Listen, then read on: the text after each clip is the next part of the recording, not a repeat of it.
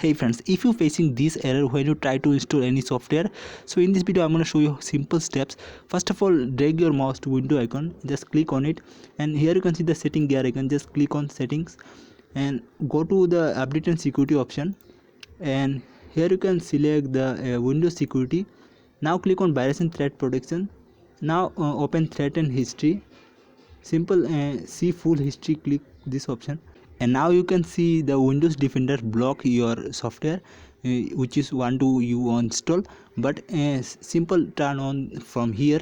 After turn on this option, simple close this window and go to the virus and threat protection again, and simple click on the manage settings option. Here you can see, and simple turn off the real-time production. Here you can see, simple click on this option and simple close this window, and now again try to install your software.